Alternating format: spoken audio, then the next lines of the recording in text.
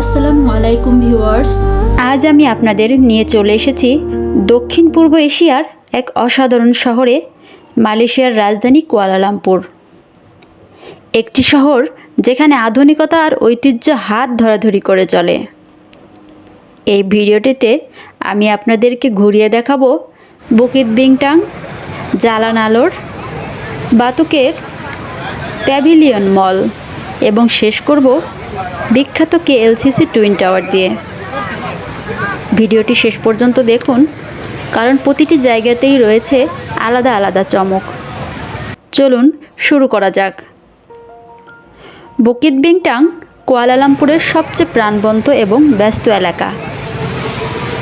এই জায়গাটাকে বলা হয় শহরের হার্ট অফ এন্টারটেইনমেন্ট। চারপাশে বড় বড় billboard, cafe, restaurant, shopping mall আর মানুষের কোলাহল, সব মিলিয়ে একদম আলাদা ভিব। দিনে যেমন সুন্দর, রাতে বুকিত বিংটাং হয়ে ওঠে আরও রঙিন। যারা শপিং, স্ট্রিট ফুড আর নাইট লাইফ ভালোবাসেন, তাদের জন্য এটা একদম পারফেক্ট জায়গা। বুকিত বিংটাং থেকে একটু হাঁটলেই চলে আসা যায় জালান আলোর। এটা হলো কুয়ালালামপুরের সবচেয়ে বিখ্যাত স্ট্রিট ফুড হেভেন। এখানে সন্ধ্যা নামার সাথে সাথেই রাস্তার দুই পাশে সারি সারি খাবারের দোকান বসে যায়। চাইনিজ, মালয়, থাই সব ধরনের খাবারের ঘ্রাণে মুখে পানি চলে আসে। এটা হচ্ছে মালয়েশিয়ার জাতীয় ফল ডুরিয়ান। ডুরিয়ানকে বলা হয় কিং অফ ফ্রুটস। এর গন্ধ অনেক তীব্র হলেও স্বাদ খুবই ক্রিমি, মিষ্টি আর ইউনিক। কেউ খুব ভালোবাসে, আবার কেউ একদম পছন্দ করে না। ডুরিয়ান মানেই আলাদা অভিজ্ঞতা। Grilled seafood, noodles, সাটে, fried rice সব কিছুই চোখের সামনে তৈরি হয়। খাবারের সাথে মানুষের হাসি, আড্ডা আর আলো ঝলমলে পরিবেশ। জালান আলোর সত্যি এক আলাদা অভিজ্ঞতা। কুয়ালালামপুরের সবচেয়ে বিখ্যাত ধর্মীয় পর্যটন স্থান হচ্ছে বাতু কেভস। সামনে বিশাল সোনালি মুরুগান এর মূর্তি আর তার পাশে রঙিন 272টি সিঁড়ি। উপরে উঠে দেখা যায় প্রাকৃতিক গুহার ভিতরে থাকা মন্দির, যেখানে আলো এসে পড়ে উপর থেকে, একদম ন্যাচারাল লাইট। চারপাশে বানর, কবুতর, পাহাড় আর ইতিহাস সব মিলিয়ে বাতু কেভস শুধু একটা জায়গা নয়, এটা মালয়েশিয়ানদের একটা অনুভূতি বলা চলে।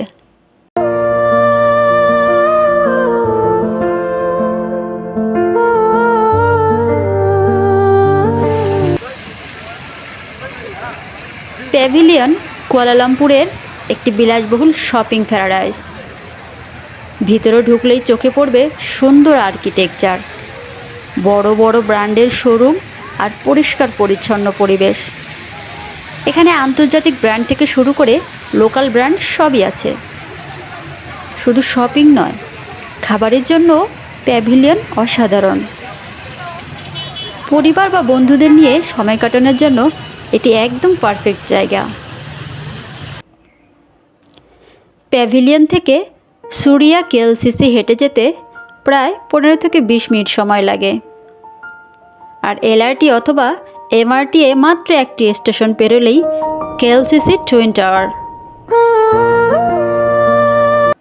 এটি কিন্তু মূলত পেট্রোনাস টুইন টাওয়ার নামে পরিচিত।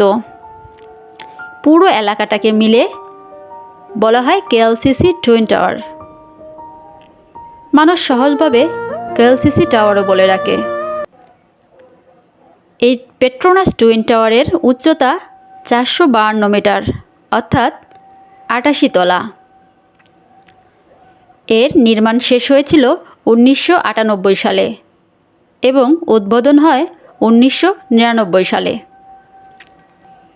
এই পেট্রোনাস টুইন টাওয়ারের মাঝখানে একটি ব্রিজের মতো আছে, যেটা স্কাই ব্রিজ নামে পরিচিত।